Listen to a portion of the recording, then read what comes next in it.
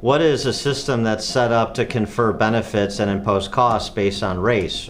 I mean, isn't that racism? I mean, it's the left doing it this time, and it's different beneficiaries and different people obligated, but it's the same sort of racial spoil system they want to set up. It's absolutely the same thing. There is no difference. If you're going to make me the vice president of the United States because of my race, that's no different than giving me welfare for my race, or college admissions for my race, whatever. You're using race as a criterion to hand out, to deny or to benefit somebody for whose humanity you are overlooking.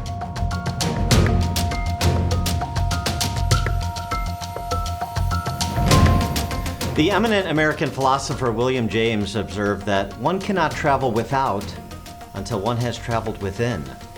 Our guest on this episode of Counterculture has lived the well-examined and well-traveled life in every sense of that phrase, geographically, professionally, and intellectually. From South suburban Chicago to Cedar Rapids, Iowa, to the Bay Area of Northern California. From a segregated elementary school to an English professorship to the recipient of a National Book Award and National Medal of the Humanities. From black campus radical making demands of the co-college president, to critic of the race-based policies born out of the civil rights movement, to documentarian banned by Amazon. We'll explore all of that. Along the way, the clarity of Shelby Steele's scholarship and the content of his character, to borrow a phrase, made him one of the most well-regarded thinkers and commentators on race of his era. In fact, the greatest living American playwright, that would be David Mamet, dedicated his 2009 play entitled Race, which I saw at the Goodman Theater in Chicago, by the way, to Shelby Steele. Need I say more? No, I need not.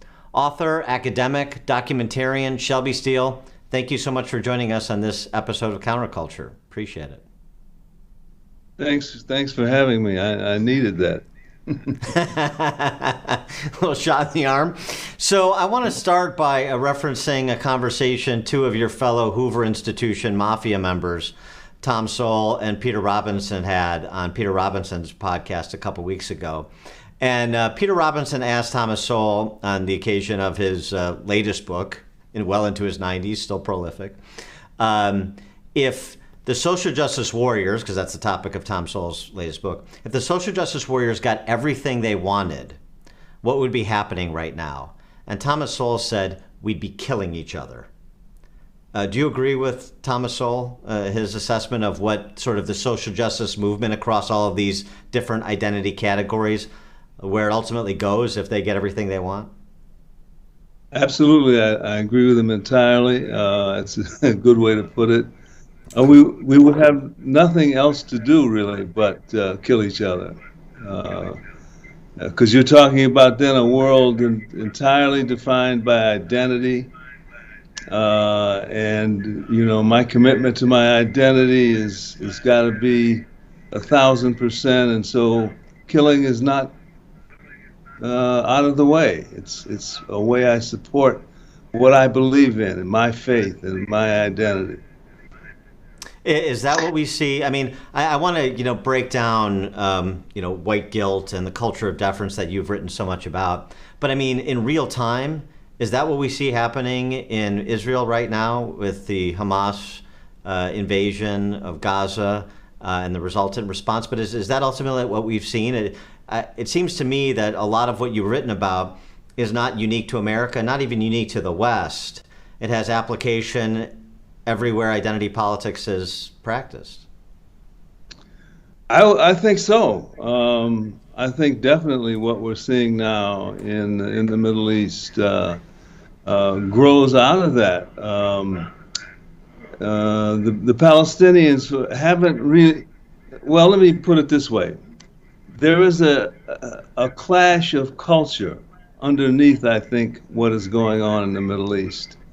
And there is, on the one hand, civilization, Western civilization, centuries now, millennia of careful, difficult evolution, and colonialism victimized many people along the way. Well, as we now are all both together in the modern world, um, what my identity now becomes, if I'm a Palestinian, if I'm of the group that was oppressed, then all I have is identity. All I have is a faith in that I'm God-given, God-chosen in some way because I belong to this particular group. As opposed to people in the West who we don't operate that way in the West. We use reason and we have a long judicial evolution that helps us with laws and with science and with the Enlightenment and so forth. And we most of all, we progress, we keep growing, we keep testing. Trial and error is our great faith. Well, these two cultures clash. And the culture that if you're Palestinian or black in America, example I'm more familiar with, then that identity, we ask that identity to help us compete with that larger civilization that has evolved over millennia. And we can't really do it. If you've been like black Americans oppressed for 4 centuries, you're not ready for modernity per se. The modern world is still something alien. And what people do then is that they fall back on their identity in order to compete with the larger forces that are in play, rather than be just obscure and forgotten. I'm a Palestinian. I'm a Muslim. I'm this. I have a faith that gives me a kind of superiority in God's view, and I will live and die for that identity, and it will make me noble and great, and it will make me as big and strong and important as modern man with all of his fancy logic and science and so forth. And what we see there too. I mean, just to continue the analogy one more step. Do we see from, if we're going to play this categorization of one group as victim and one group as oppressor, and I'm not saying I agree with that characterization. I'm just saying that's sort of what the game that's being played, the construct that's being advanced. So then if you are the oppressor, meaning the Israelis in this construct, do we have an analog to white guilt in America, Jewish guilt in Israel? Is that why, for example, you've had a lot of Israelis as well as Jews in the West turn a blind eye, tolerate, not take perhaps as serious as they should the bad acts, the existential threat that a terrorist organization like Hamas presents, and thus get caught flat-footed? They thought they could abdicate Gaza in this example, and that would be enough of a concession, enough deference to create some peace and stability in the region. Yes, I think that definitely has something to do with it. The Jews are in the position of being extremely advanced.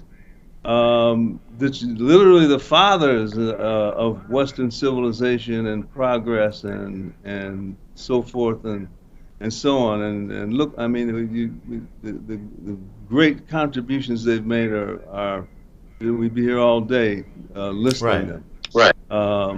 Well, how does that make me feel as a Palestinian with living on a minimal sort of wage, cleaning house for wealthy Jews and so forth? I can't compete. It's not this. I then again retreat to my identity. And I say identity is where truth lies. And I'm a Muslim, and I seek um, spiritual consolation, spiritual enlightenment is what I live for, and I'm therefore superior. Yet these people are here occupying what I think of as my territory. And so I then do what I think Arabs did. I think what blacks did is they again turn to identity as if identity somehow meant something, as if it was going to be a currency in the modern world. And it's not. It can't be. And so there's one of the horrible aspects of being a minority on this level is the sense that that we're not good enough. We are inferior. We must fight. We must question: should we kill? Should we not kill? Should we be brutal? Should we not? We're having, and the people on the Jewish side are having a sort of Western style debate. But on the other side, it's about purity and devotion to identity, because identity is our sole source of self-esteem. And I think that's where we get we get stuck. We have these two great groups motivated in different ways, in ways that keep them in conflict, no matter whether there's anything. If you took away all of this? What would the conflict be in the Middle East? We don't know. I want to get to the other side of that analog, of course, race relations in America. But to do that, let's go all the way back for people who are unfamiliar with your family's history, starting with your parents, maybe starting with your grandparents if you'd like. But the America that they lived in, that you grew up in the 50s and 60s, the trajectory of your family and how that informed the way that you approach race relations as somebody who lived through what it's now bandied about, but was actually the case back then, which is systemic racism. You actually lived through it, and so you have some sort of historical perspective on what is and what isn't. And so how that just informed the approach that you take to race and race relations. Well, it gave me everything, really. It kind of it's been a central struggle in my life in America, and so it's meant a great deal. What was the first part of your question? Well, your parents. I mean, your parents were they were not academics. Both you and your brother turned out to be academics. They were activists, though. They were an interracial couple in the 40s, 30s, and 40s, and what that was like, and how that informed, how as you're growing up and as you're making your way through your career in school and beyond, how you thought about black, white, other. Mm-hmm. Yes, I knew, given my family, that I was from a slightly different situation. Though again, when the 40s and 50s and 60s, when I was growing up, to be the child of an interracial marriage did not mean very much, because nobody ever noticed. It certainly never gave me much of an advantage. I can remember in the all-black neighborhood I grew up in, they tell me in the morning, well, you think you're better than the rest of us. In the afternoon, they tell me, you're worse than the rest of us. So I grew used to the fact that my association, my connection to a race would be in the minds of many people tenuous, fragile, not immediately self-evident, and that I would have to be a little self-conscious about my race in order to be accepted in the group that I could be accepted in, which was blacks. And so sometimes they were kind, sometimes they were not, but they were obsessed. Anyway, that's part of what I came out of, is that sort of a tension. Continued for the rest of my life to this very moment. It's still there. It's still the idea that race has some sort of inherent meaning that I am accountable to is a difficult idea. I don't think I'll ever be happy with that. On the other hand, I've learned everything, or much of what I know from being in that circumstance of having a sort of angle, a vision on human life, human affairs. That was both inside and outside. I was an outlier, and I was also a member. And I endured the fate of being black, and also the challenges of being black. I think, looking back over the years, it was an enormous advantage. I knew when both sides were fibbing, telling a story about themselves. I still do, and I see the irony in it, and I see the absurdity of relying on one's identity to get ahead in life.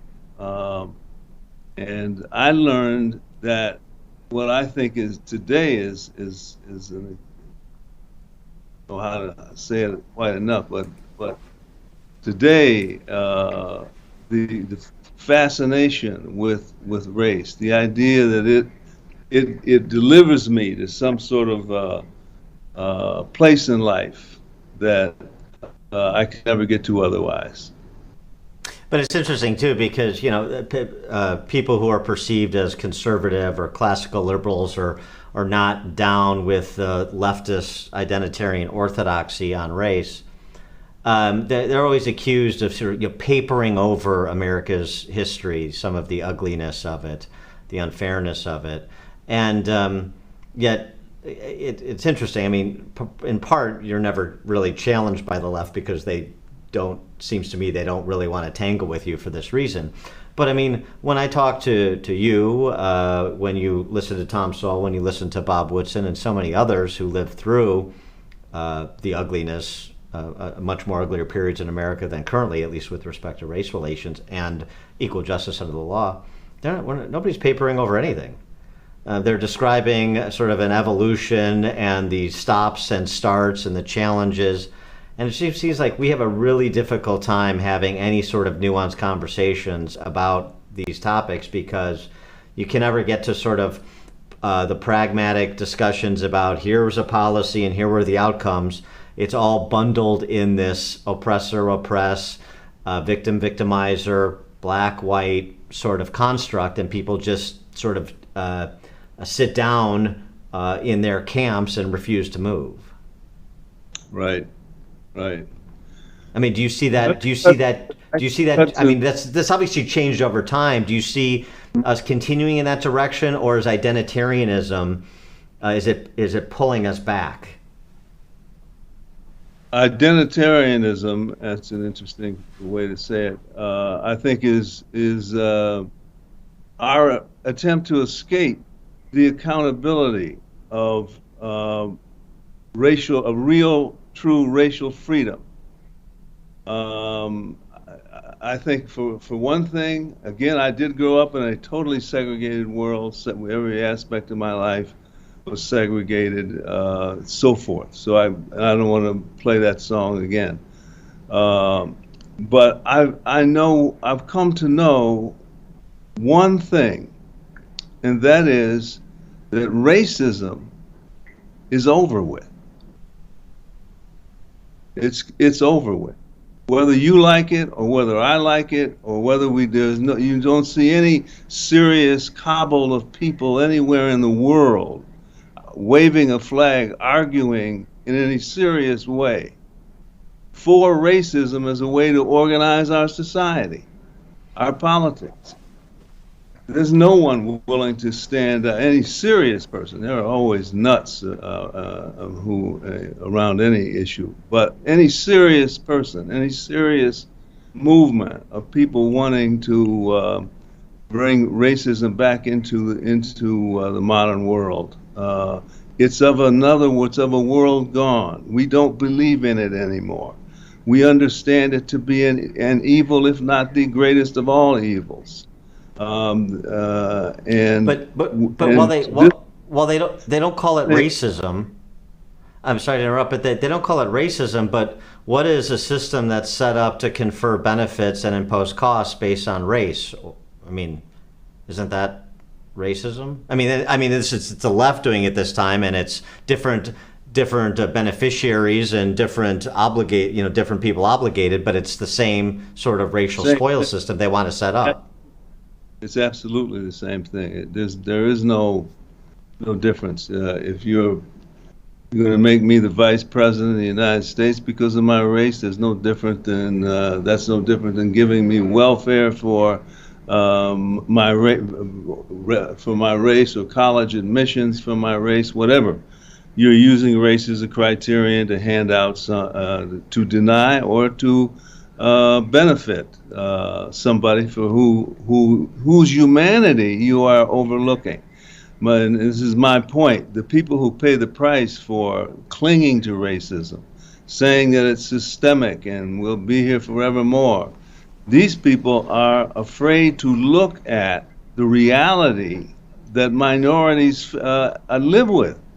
And so what we see, of course, is what everybody knows, is that blacks have declined, for example, in every area, from marriage rates to high school graduation rates to income levels, you name it. We are worse off today than we were in the 1950s, worse off after trillions of dollars have been spent on are supposedly spent on our development.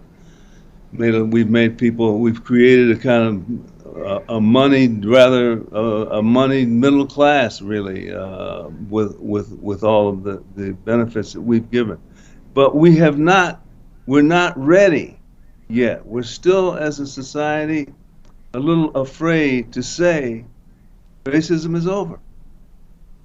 Because what in God's name do I do then? Who am I in a world where racism is over with? Where I can walk into a bank and borrow money like anybody else, and be evaluated in the same terms as anybody else. I can go to college based on my actual performance, rather than on what some white bureaucracy feels I should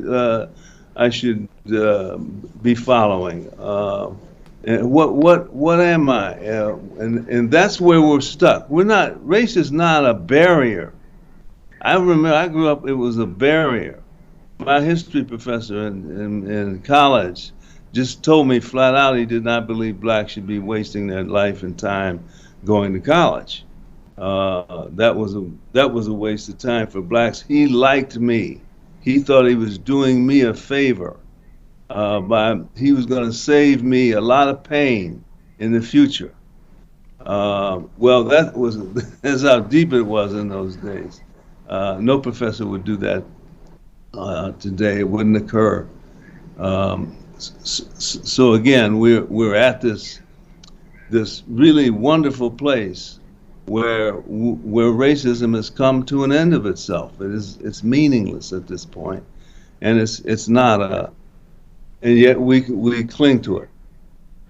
You said back in 1990, around the time of your documentary 7 Days in Bensonhurst, that focused on the murder of Yusef Hawkins, you said, "I think we often make race an issue as a way of not knowing other things about ourselves." Mm-hmm. Yeah. Develop that.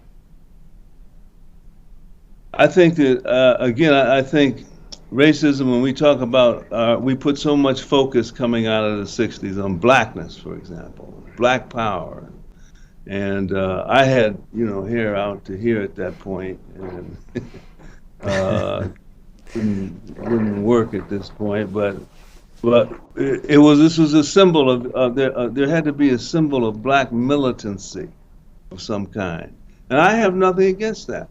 After 4 centuries of oppression, some militancy is a very healthy thing.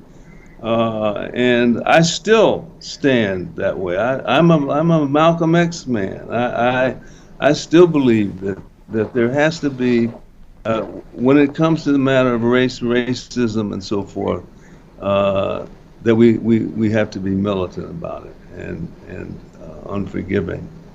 But to continue to focus on it is to avoid the problems that plague us.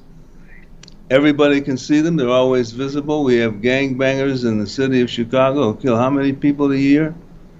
Drugged. I mean, the illegitimacy rate in the black community is up around 80%. Children born without fathers, raised without fathers. The highest drug abuse, and on and on. It's just horrible. Negative impression. Well, a lot of that, what do we talk about? How important it is to be militantly black. No, we need to try to, as so many people are saying these days, heal the black family, bring the black family back into an actual family in which children can be raised and educated and prepared to live in the modern world, not in a black world of black identity and blackness and all that, but in the modern world, the world everyone else is accountable to, and to prepare ourselves that way in terms of our pursuit of education, to really make ourselves competitive, not equity, not equal, but competitive, so that you win your place through development, through competing, through taking on difficult challenges, through playing at the beginning of the game, not just sort of hanging on to the last quarter. Racism now is our big enemy. Because it was so powerful. We embrace it now as this glorious avoidance of the challenges that really face us. We're afraid to admit them. We call people who talk about them as racist, and so we don't ourselves have to face them, have to struggle with them. And then this superficiality that you're describing of my entire identity is my race, then you get agreement on that. And does it condition white and black and everyone in between to you sort of have no expectations and no standards? So you'll see destructive behaviors, you'll see destructive elements of culture, and you're conditioned to accept them as morally equivalent to non-destructive behavior, and certainly blacks are not going to turn on blacks. This is what you're charged to do. And then whites, perhaps out of a sense of white guilt, well, they'll say the same thing. I'm conditioned to accept that as that's how black Americans behave, and that's no better or worse than we behave. It's just different. And so everybody accepts behaviors that produce awful results for those conditioned to them. Yep, that's about it. It's a kind of racial relativism, where once I find out that you're black, then of course I change all the rules, and and things mean something different. I'm not helping a kid develop his skills to do well in school. I'm helping a black kid. I am, and we talk about white guilt. I can get a little. It's a complex thing, but whites have lived in this culture. This is a culture in many ways they built. And they did practice a virulent racism for a very long time. What now today do they do about that? Because anyone who's black can walk up to them and say, you're a racist. If you're not one now, everybody you came from was a racist. They just deal with it. Racism is elemental, is an aspect of American life and always has been. And that doesn't just fly away. It's still here. And that's what's holding up. What blacks say, oh, that's what's holding us down. Whites say, well, that's what we'll go fix then. We'll use race to build you up. We'll give you affirmative action. We'll give you so forth, extra student loans. We'll give you whatever you feel that you were denied by that racist history. We'll compensate for it. And this sort of compensatory, this sort of white compensatory attitude toward things. We'll give you a break because you're black. We'll lower the test scores on the SAT because you're black. We'll give you a little break. We steal your soul then to console our angst over being white people in a society built by racism. And this is the sort of sad symbiotic tie blacks and whites have in America. What saves one hurts the other and vice versa. And so we're always, just to the point where everybody's exhausted by it, we're always looking for racial redemption of some kind, and we're always driven by it.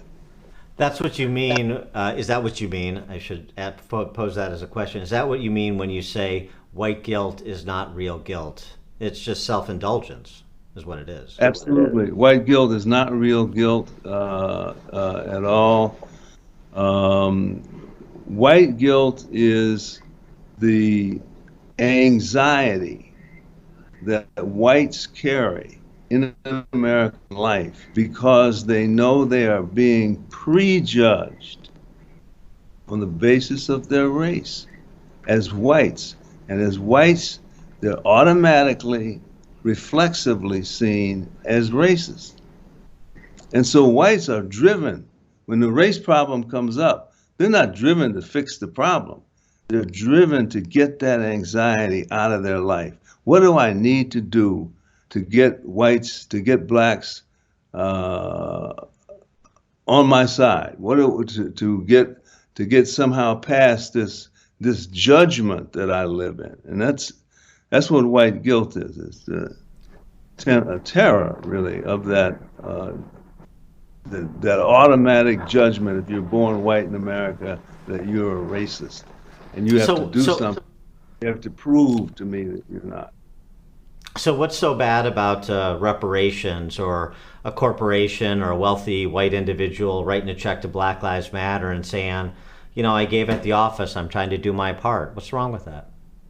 What's wrong with that is it is genuinely racist because it's based on the presumption that whites are racist, and I, as a black, am going to make money, make opportunity, make advantage but not only because I develop and become good at doing something, but because I'm going to get leverage. I'm going to use this as leverage to squeeze more out of whites. So what I want in American life is leverage over whites, and that's why I'm nuts about identity. I want my black identity to be treated with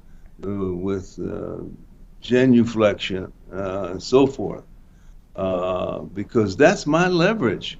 That's my power in American life, is the white need for redemption.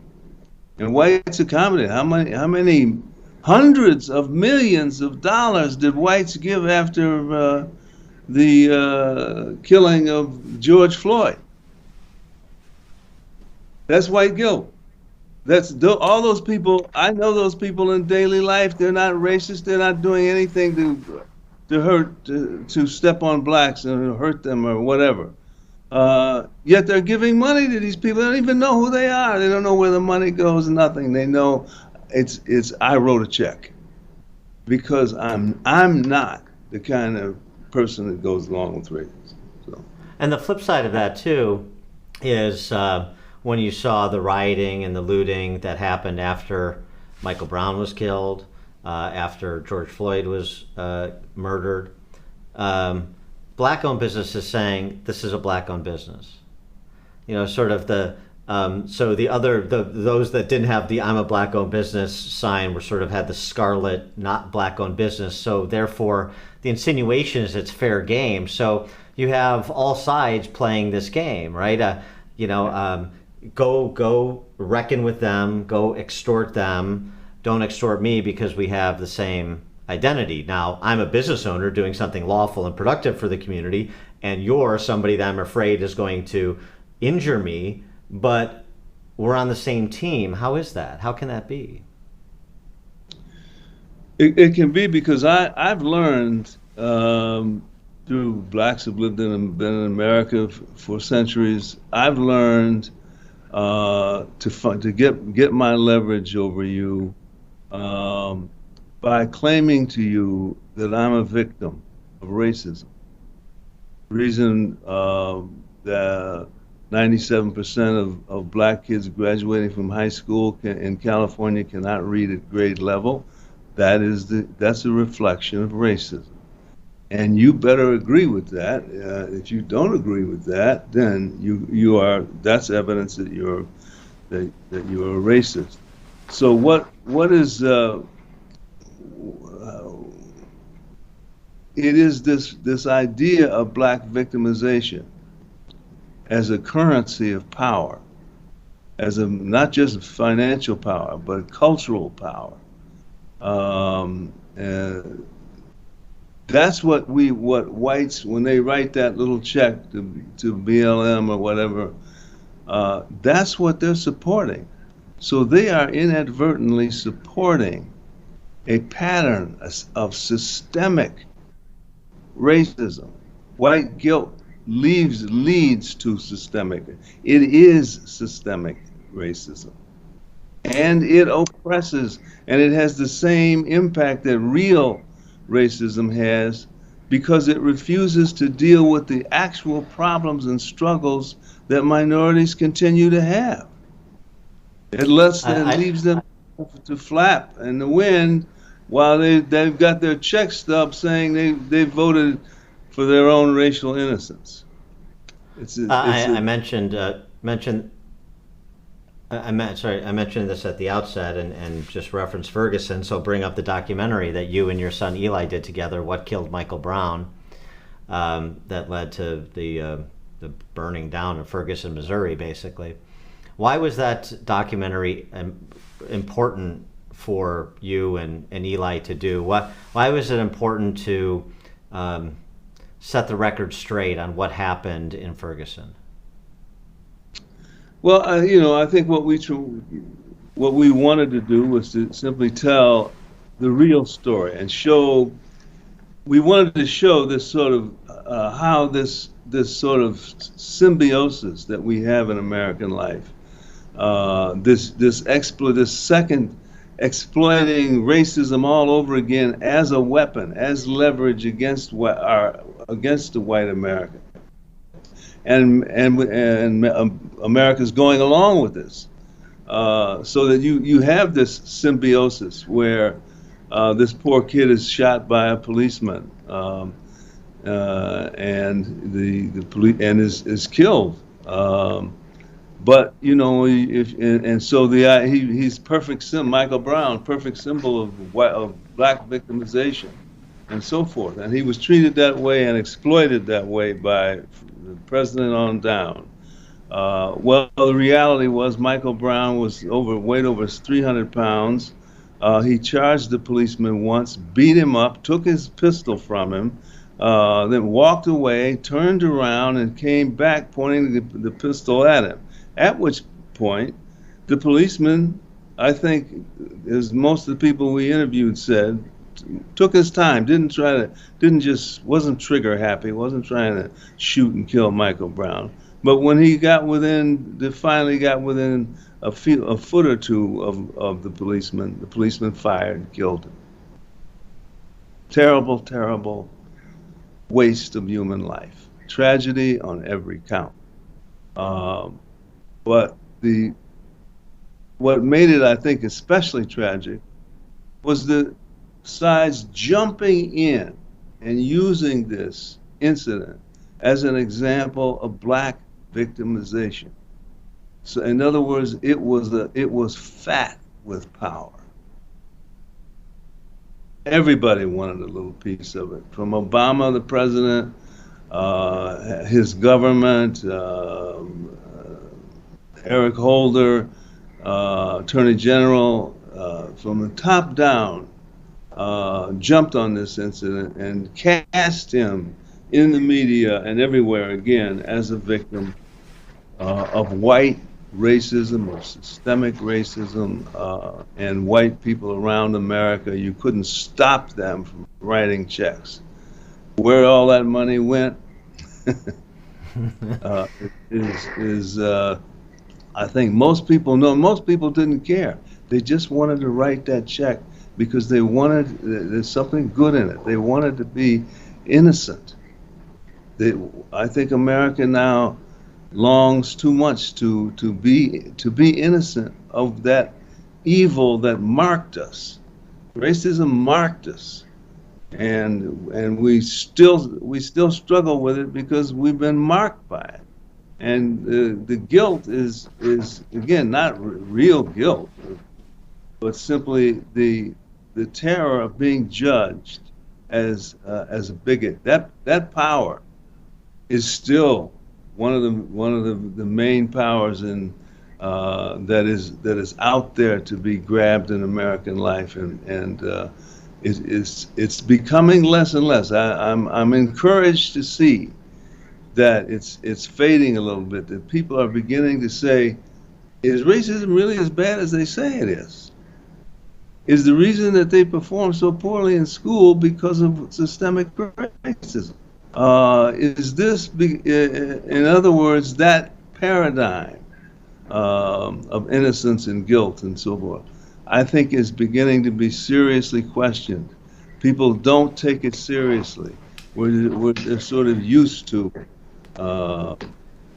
that being called racist now. It doesn't have the power it once had. This is your phrase, the culture of deference. That's what you're describing.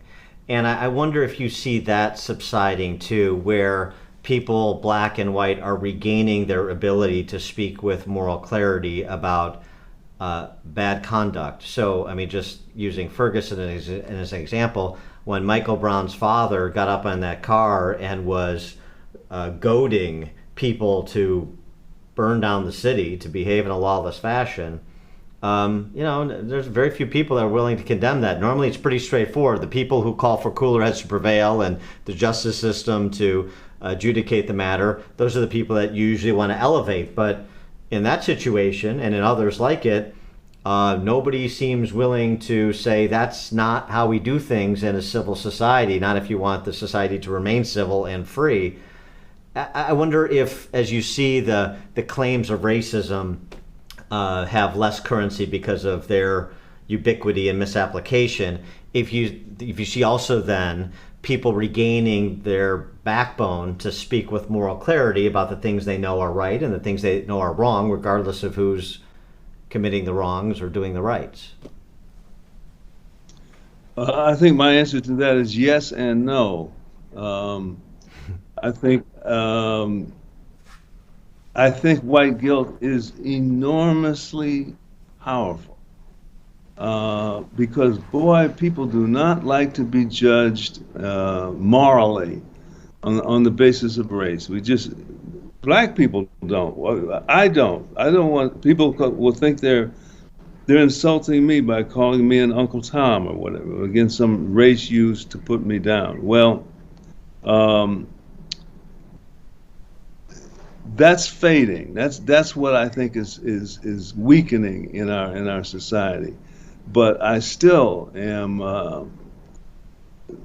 When you look at so many issues that corporate America can't put out a commercial without having 17.2 blacks in the background, 5.8 Hispanics, and you just I visit college campuses, I see black students, and you know that they're there because they're black, and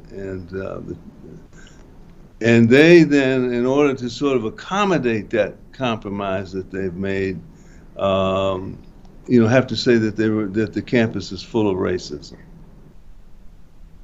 Well, that's how insidious white guilt is. It never lets up. It just is something that is insisted upon, and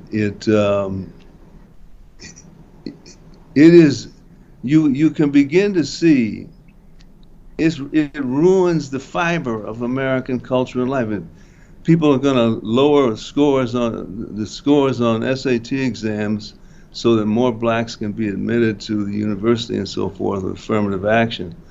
Well, what you're doing is you're weakening a structure in society, a policy, a principle that actually not only encourages but enforces the pursuit of excellence. And you're when it comes to just black people, you're doing this. There we don't trust them to do well, and so we send them the secondary message that you're inferior. You always were and you always will be. That's what we affirmative action says to blacks. If it was me, I would say blacks have to score 10 points higher on an exam than whites to get the same thing whites get. We have that to do, but that is the way it is used. It's insidious in that way. And then the worst thing is that kid who's applying for the university and getting affirmative action and so forth has to formulate an identity, has to dress himself in an identity of victimization. So that the thing when you mention his race, the thing he starts telling you about is all the suffering they've been through. None of the greatness. I know, for example, I taught literature for decades, that black Americans have produced one of the greatest literatures in human history in just the 20th century. You look at the literature that has come out of black, it's astounding. Nobody ever talks about that. Nobody well, that's the standard as far as I'm concerned. All students ought to be held to. We all ought to have the same standards. You can never have equality without that. But it hurts my heart to continue to see young blacks, when there's no racism around, screaming racism, racism, racism. They know it's not there. They never run into it. I ran into it. I know what it's like. And ignoring the fact that they've got much bigger problems to address than this invisible, this ghost. That's what racism has become, a kind of ghost.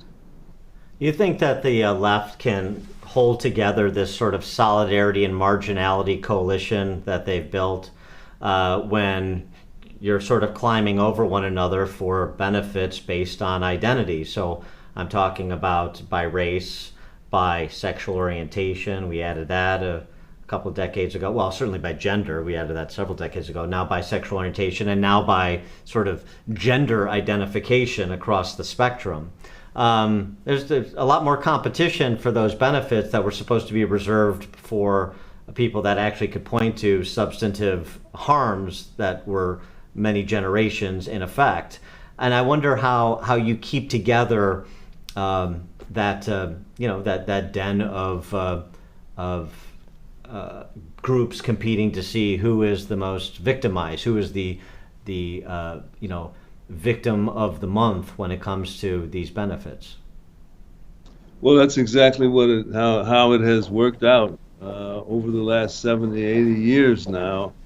And there is this competition to be victims, to be to cast oneself.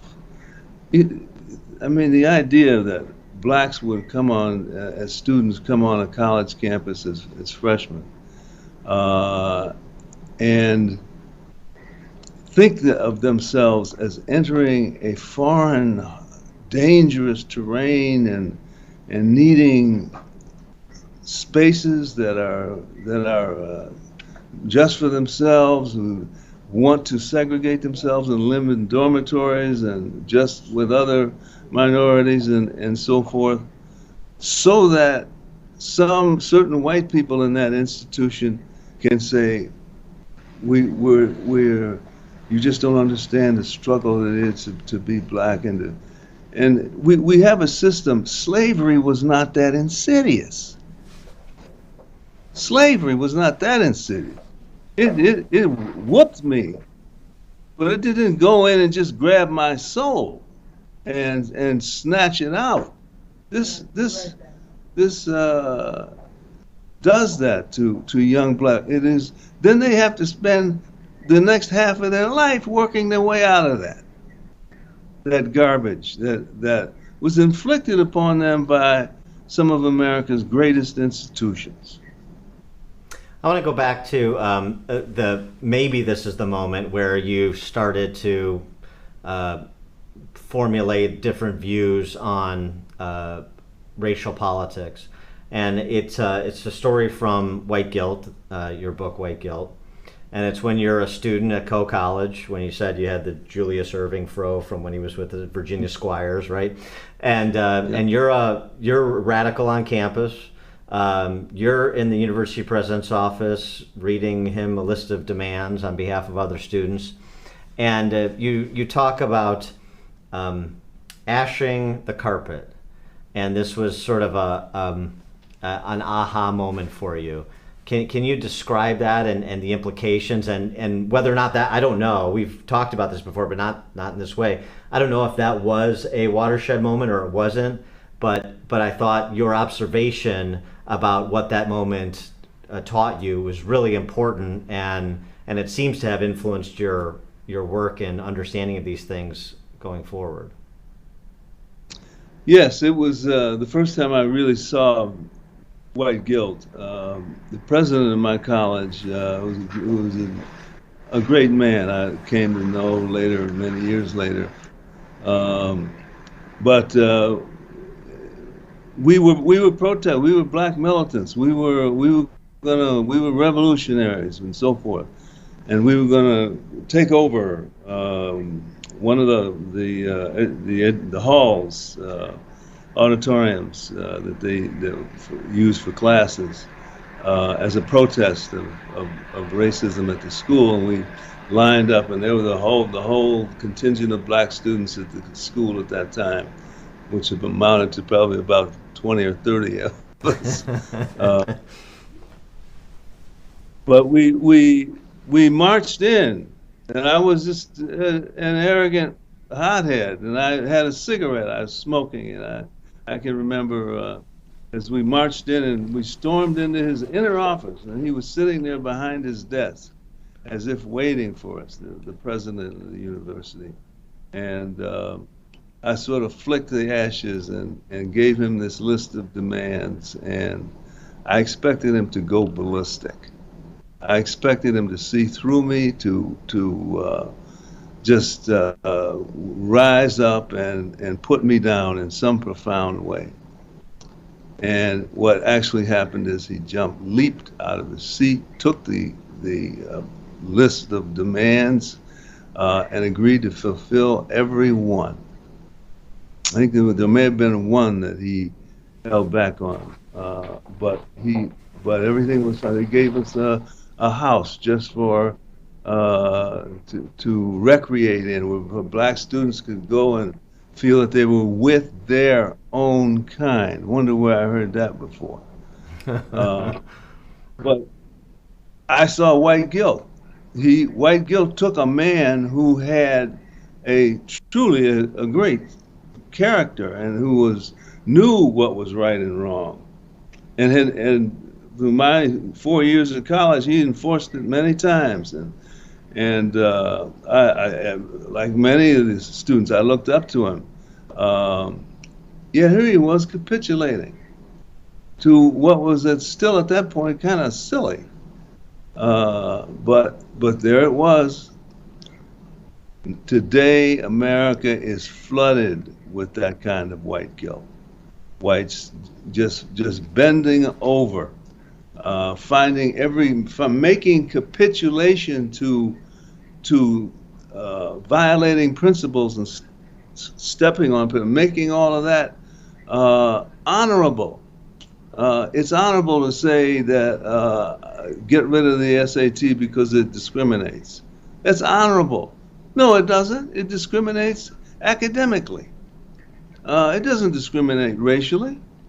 You can find blacks doing poor and so forth, but it's not because the test is systemically racist.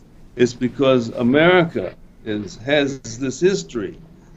Well, my feeling, my passion is that we still have all of that to get over. America has to work its way through white guilt.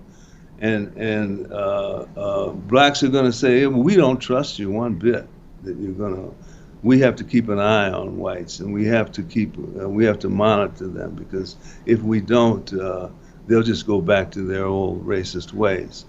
I don't think that's true. I think the truth is whites do not want to be racist today. And you think faith in that, and I'm willing to go forward in my life on that faith, and that's what I don't think we will develop to genuine equality until Black America actually does the same thing. Drops this little cudgel that we have of leverage over whites, and actually develop ourselves, become creative, become imaginative, so forth. And how strong is your faith that upwardly mobile Black Americans will essentially go in the same direction, since it was a direction that whites and blacks went together that undermined sort of the promise of the civil rights movement coming out of that era? Do you see the possibility of blacks and whites getting together? Whites no interest in being racist, blacks having an interest in not relying on whites for their self-actualization and fulfillment in all aspects of life? Is there a new post-Civil War, post-20th century coalition that can be put together that can chart the course that could have been charted in the 70s but wasn't? I think that's a great question, I have more than faith. I'm certain that we will move beyond it. I think people grow, or they die. I think Black America is going to flourish. We're going to do better and better as we move away from these old techniques of living off of white guilt, of squeezing little silly things like little test scores and lowering test scores. As though these things sort of have any meaning other than to humiliate the recipient. We're going to move beyond that as we come to feel ourselves as stronger. I advocate very simple. What we need to do is think of ourselves as citizens, not blacks. And what we need to do is put our focus entirely, if not at least 90%, on development, education, strong, coherent family life. There are no substitute for these things. The government cannot give us these things. Well, if we care so much about our blackness and our identity, then we have to give them to ourselves. And that's where we're at right now. So are we gonna one day have a situation where both sides see their fate and accept it and move? Yes.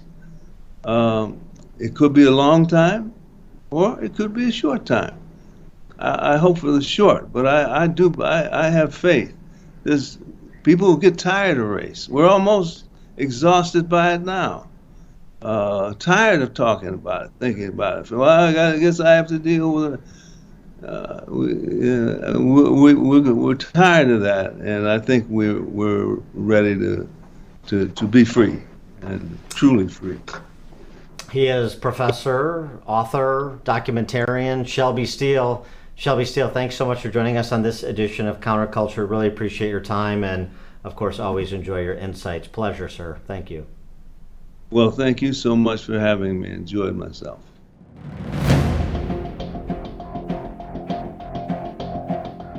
Please like this video and subscribe to this channel if you haven't already. And please leave a comment in the comment section. We'd love to hear your thoughts.